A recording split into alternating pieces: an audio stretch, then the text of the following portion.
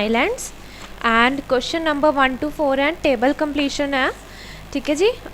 First देखो year 1977 ਇਹਦਾ ਦੇਖਣਾ ਇਹਦਾ ਦੱਸਣਾ ਜੀ ਕਲਾਈਮੇਟ ਕਿੱਦਾਂ ਦਾ ਸੀ ਅੱਗੇ ਫਿੰਚਸ ਦੀ ਕੰਡੀਸ਼ਨ। ਠੀਕ ਹੈ, ਮਤਲਬ ਦੋ ਆਪਣੇ ਕੋਲ ਕਾਲਮਸ ਬਣੇ ਹੋਏ ਨੇ। ਫਸਟ ਤਾਂ ਦੇਖੋ ਕਲਾਈਮੇਟ ਦੱਸਣਾ ਹੈ, ਦ ਕਲਾਈਮੇਟ ਜਿਹਦੇ ਕਰਕੇ ਕੀ ਹੋ ਗਿਆ, small beak birds failing to survive, small beak birds survive ਨਹੀਂ ਕਰ ਪਾਏ। ਐਂਡ ਇਹਦਾ ਆਨਸਰ ਹੈ severe drought and it's in your paragraph C.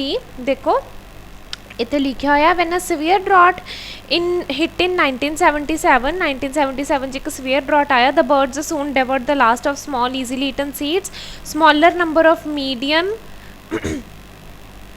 Ground finch population lacking the bill strength to crack large seed. 1977 च किहड़ा वाला जिहड़ा आया सीगा नैचुरल आपां कह सकते हैं क्लाइमेट चेंज आया सी, सीगा severe drought. So the answer is severe drought. Next देखो without the power to open dash, किस चीज़ की उन्होंने पावर नहीं रही, द आंसर इज ओपन करन दी, the answer is large seeds. ठीक है जी।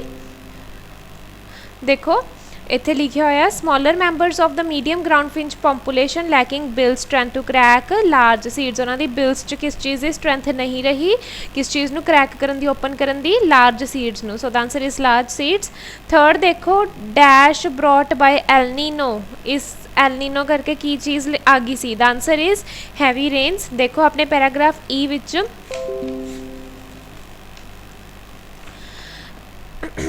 8 years later मीनस इन 1985, 1977 की गल हुई सी पहला, दैन आफ्टर 8 years केड़ा आ गया 1985।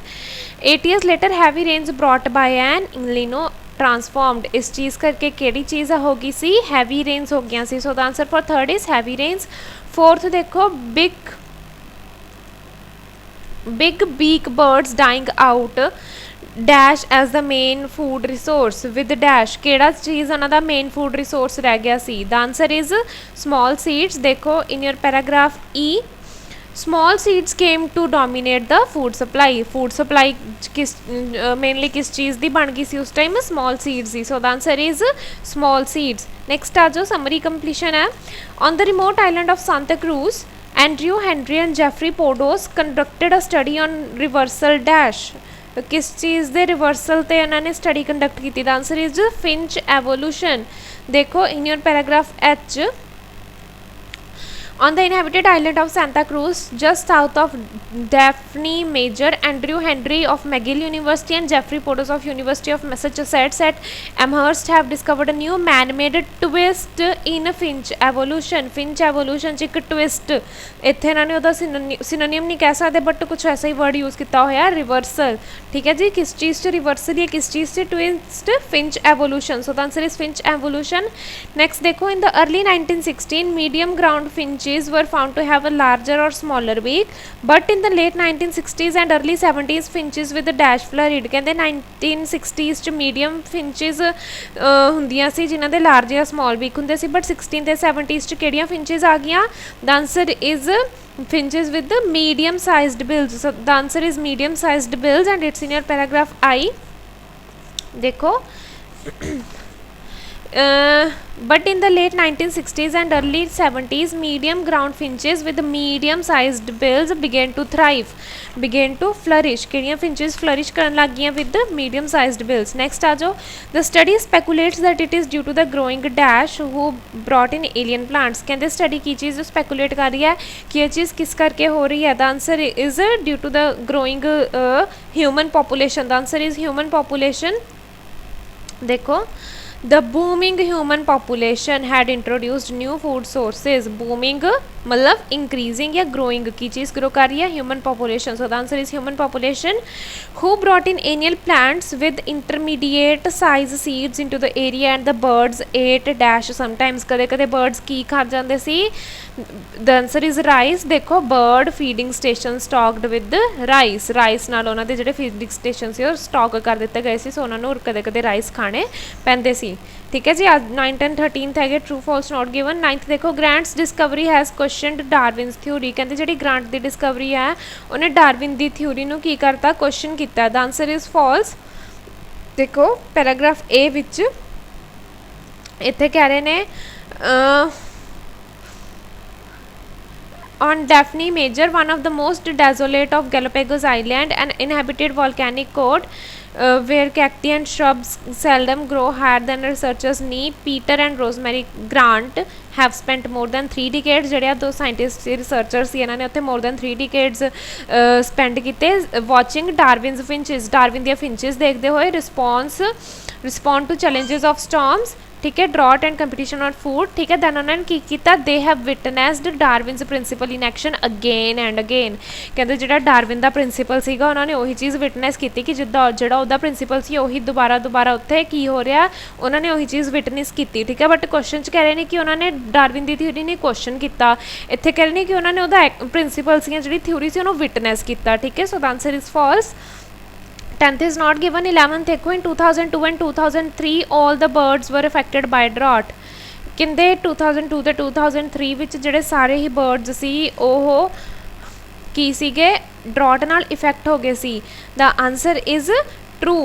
देखो इत्थे लिखा होया paragraph F which, then in 2002 and 2003 another drought struck, none of the birds nested that year। उस साल एक भी बर्ड ने की किया उत्थे नैसट नहीं बनाया, ठीक है। दैट मीनस की आ ਜਿਹੜੇ ਸਾਰੇ ਦੇ ਸਾਰੇ बर्ड्स सीगे उस ड्रॉट नाल की सी अफेक्टेड सी। So the answer is true. 12th देखो the discovery of Andrew Henry and Jeffrey Podos was the same as that of the previous studies, जी उन्होंने डिस्कवरी सी वो की सीगी प्रीवियस स्टडीज़ के वांगू प्रीवियस स्टडीज़ नाल जो डिस्कवरी हुई उहदे नाल मिलती जुलती सी, सेम सी। The answer is false. देखो इन योर पैराग्राफ एच इत्थे आपां ने पढ़िया कि उन्होंने जो दो रिसर्चर से discovered new man made twist in finch evolution, उन्होंने तो कुछ न्यू डिस्कवर किया। ये कहते कि उन्होंने जी डिस्कवरी वो पुरानिया स्टडीज़ वन वाली सीगी, सेम सीगी, ठीक है। उत्थे कह रहे हैं न्यू डिस्कवर किया। सो द आंसर इज़ false। 13 देखो it is shown that the revolution of finches on Santa Cruz is likely a response to human intervention, कहते जी Santa Cruz ते finches दी evolution है और human intervention का ही की एक response है। the answer is true and it's in your paragraph I। देखो the booming human population had introduced new food sources including exotic plants and bird feeding stations stocked with rice। bill size once critical to fishes survival no longer made any difference, now an intermediate bill can do fine। humans उत्थे introduce करते उन्होंने new foods, ठीक है, जिहदे करके की आ जी finches की bill size सी bill सी उन्होंने वह साइज़ की सी चेंज हो गया सीगा, ठीक है। दैट मीनस की है मतलब कि जी फिंचेस विच एवोल्यूशन हुई उन्होंने बिल्स विच एवोल्यूशन हुई है किस करके हुई, ह्यूमन इंटरवेंशन करके। So the answer 13th is true. Next आ जाओ अपने सैक्शन 2 ते फ्लाइट फ्रॉम रियलिटी। देखो अपने question number 14 to 17th summary completion है जी। 14th देखो there would be risk surely exists since the avionics systems on modern aircrafts are used to manage flight and deal with the dash। किस चीज़ नाल deal करते हैं जिहड़े उन्हां दे सिस्टम्स नेगे, एवियोनिक सिस्टम्स नेगे, एक तो फ्लाइट नूं मैनेज करते हैं and second is navigation and communication. The answer is navigation and communication and it's in your paragraph A. देखो the potential fin problems is certainly there, modern airlines are packed with electronic devices that control the plane, control करना, manage करना and handle navigation and communication. ते किस चीज़ नूं होर handle करते हैं, navigation and communication नूं। So the answer is navigation and communication. Next देखो those devices are designed to meet the safety criteria which should be free from interrupting dash, कहते वो डिवाइसेस डिज़ाइन किए जाते हैं सो दैट वो safety criteria नूं meet करन ते वो किस चीज़ तो फ्री होण। The answer is radiation and it's in your paragraph A. देखो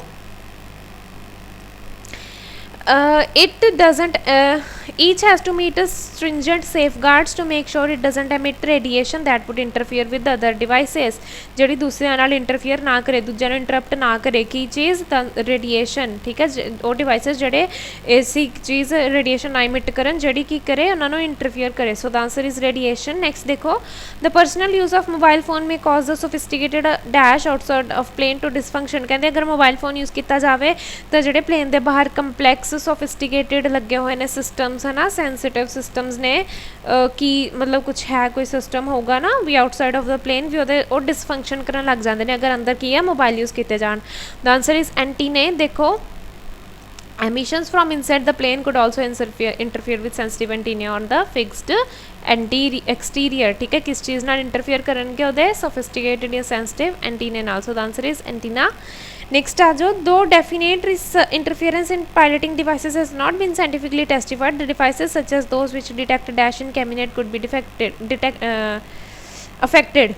ठीक है, इत्थे कह रहे हैं कहते कि चाहे डेफिनेट इंटरफेरेंस मतलब पायलटिंग के जोड़े डिवाइसिस ने भी उन्होंने मोबाइल वगैरह की कोई इंटरफेरेंस हले पता नहीं लग सके, बट ये डिवाइसिस और डिवाइसिस नू अफेक्ट करते हैं जोड़े कैबिनेट च ने जोड़े की डिटेक्ट करते हैं. The answer is smoke and it's in your paragraph C. देखो but the devices that could be affected such as smoke detectors. किहड़ी चीज़ डिटेक्ट करने वाले devices smoke. The answer is therefore smoke. 18 to 22 आ जाओ, आप मैच करना है कि किहड़े परसन ने किहड़ी ऑर्गेनाइजेशन ने एजेंसी ने किहड़ी गल कीती या किहड़ी काम किया. 18th देखो, mobile usage should be forbidden in a specific time. कि एक स्पैसीफिक टाइम च मोबाइल की यूजेज फॉरबिड करनी चाहिए, यूज़ नहीं होना चाहिए, बैन होनी चाहिए. The answer is C RTCA. देखो RTCA ने ही ये गल गई सी in your paragraph E.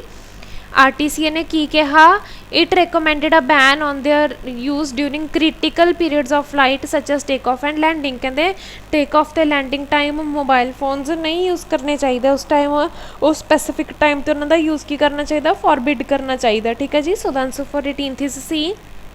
19th देखो, computers are more dangerous than cell phones. कहते कंप्यूटर्स सैल फोन्स नालों ज़्यादा डेंजरस ने. The answer is D Marshall Cross. एक गल मार्शल क्रॉस ने कही सी. देखो in your paragraph F, Cross says the use of computers and electronic games is much more worrying. Computers का तो इलैक्ट्रॉनिक गेम्स का यूज़ किया ज़्यादा वरिंग है, मतलब उन्होंने ज़्यादा टेंशन वाली गल अगर वो यूज़ करते हैं. दैट मीनस की है वो की ने सैलफोन्स नालों ज़्यादा डेंजरस ने. ठीक है जी. So the answer is D. 20th देखो, finding that the mobile phones pose little risk on flights navigation devices. इन्होंने एक ऐसी फाइंडिंग की कि जोड़े मोबाइल फोन्स ने वो बहुत घट रिस्क करते हैं किसनों, फ्लाइट के नैविगेशन डिवाइसिस नू. The answer is B Marion Rexin and it's in your paragraph B. देखो इत्थे है इन्हां दी गल हो रही है मारियाजिमी रेजिन कुछ होगा ना, Airbus Industries of North America. इन्होंने की फाइंड किया, कहते कुछ द ओनली इंपैक्ट की फाइंड किया गया. Sometimes when a passenger is starting or finishing a phone call the pilot hears a very slight beep in the headset. कहते कदे कदे होंदा है भी है ना, जो कोई परसन पैसेंजर अपनी कॉल बंद या स्टार्ट करता तो उस टाइम पायलट है जोड़ा उन्हें अपने हैडसैट च स्लाइट जी हल्की जी बीप सुनती है भी, अदर दैन दिस कुछ नहीं होंदा है. ठीक है, तो इन्होंने की फाइंड किया कि मोबाइल फोन्स का फ्लाइट के नैविगेशन डिवाइसिस से बहुत घट रिस्क है. ठीक है जी. So the answer is B. 21st देखो, the disruption of laptop is not as dangerous as cell phones. जोड़े लैपटॉप्स नाल डिसरप्शन होंदी आ वो सैल फोन्स जिन्नी डेंजरस नहीं हैगी. ये गल किने कही. The answer is E Boeing company. ये बोइंग कंपनी ने कही सी. देखो in your paragraph H,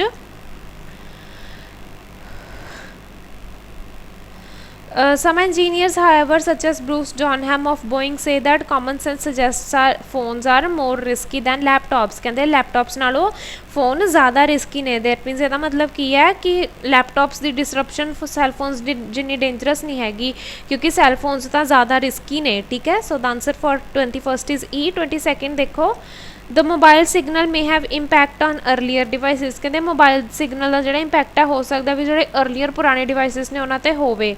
the answer is a British civil aviation authority and यह हैगा तुहाडे पैराग्राफ सी विच. देखो इत्थे लिखा होया but the devices that could be affected such as smoke detectors and fuel level indicators could still create serious problems. कहते for the flight crew if they malfunction. कहते devices ਜਿਹੜੇ affect हो सकते हैं की ने smoke detectors ने या fuel level indicators ने गे. ठीक है, तो की ने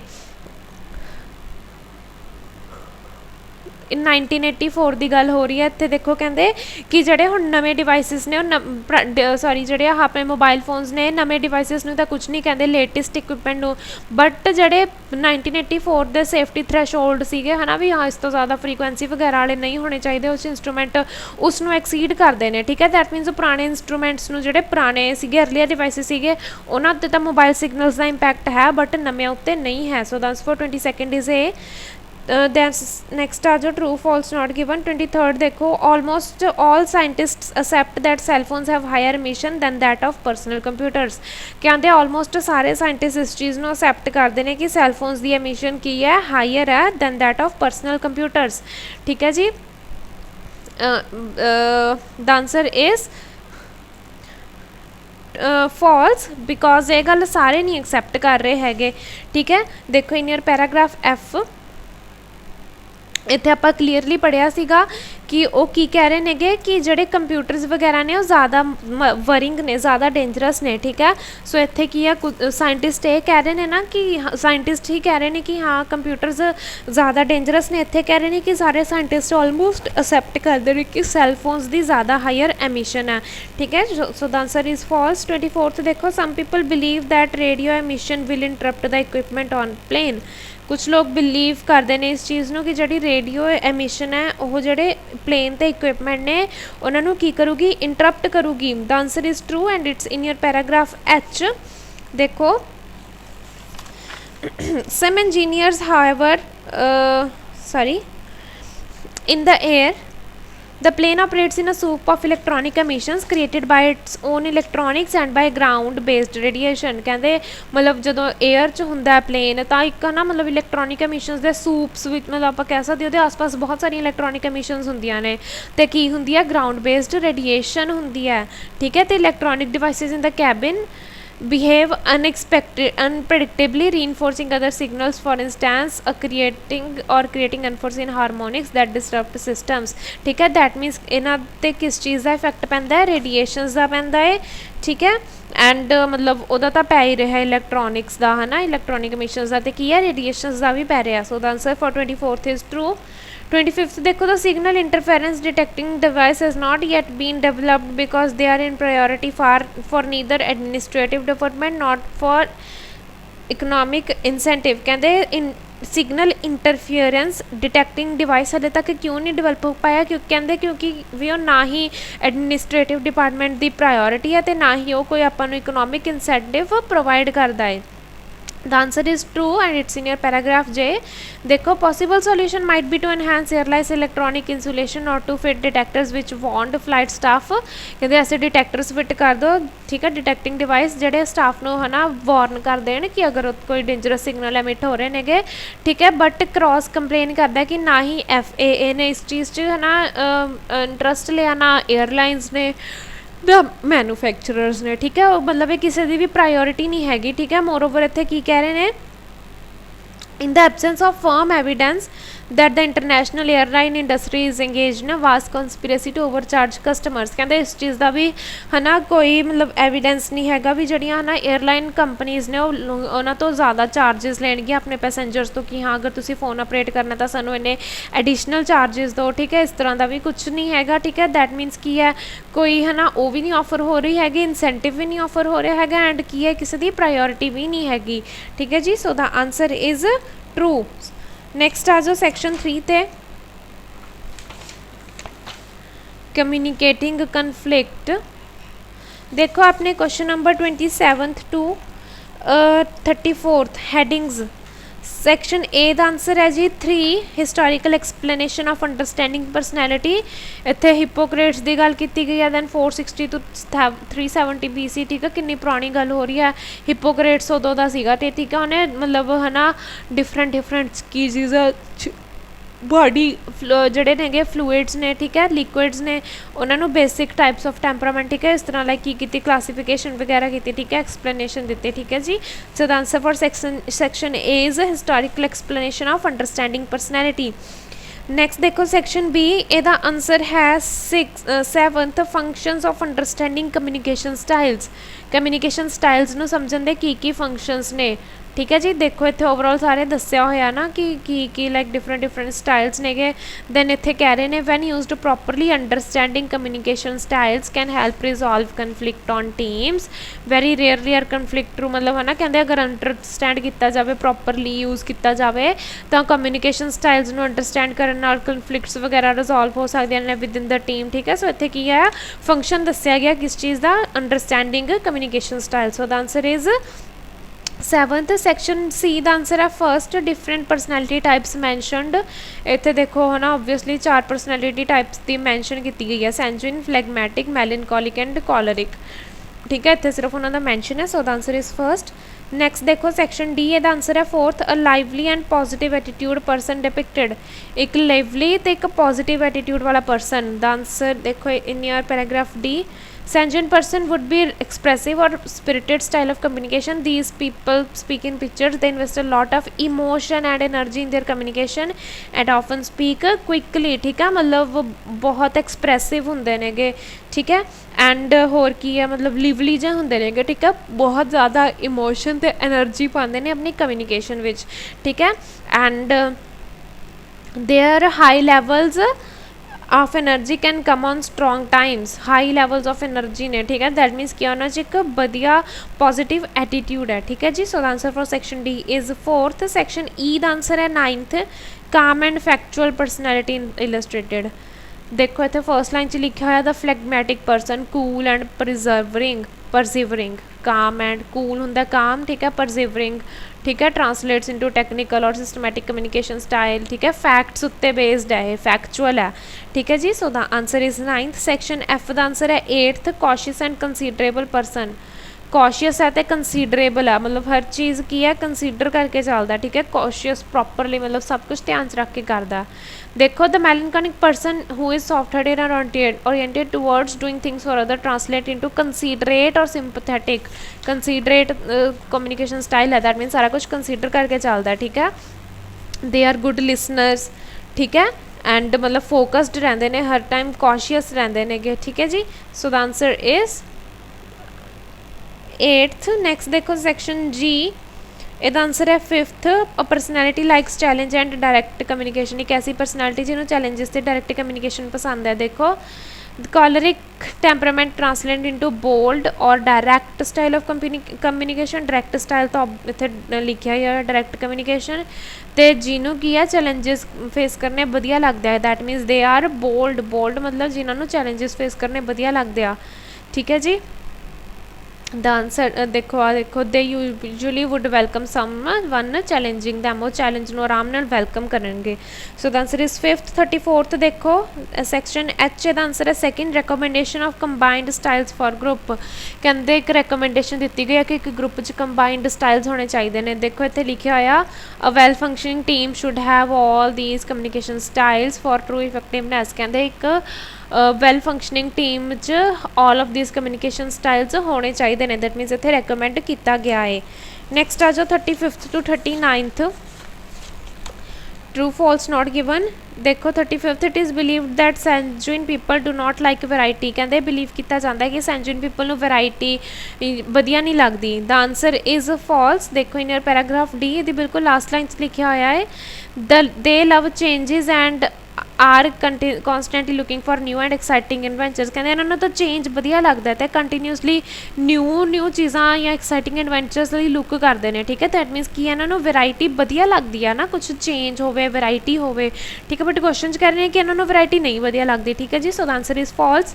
36 देखो melancholic and phlegmatic people have similar characteristic. कहते जिन्हें मैलनकॉलिक तो फ्लैगमैटिक पीपल ने की ने सिमिलर करैक्टरिस्टिक्स ने। The answer is true and it's in your paragraph F. देखो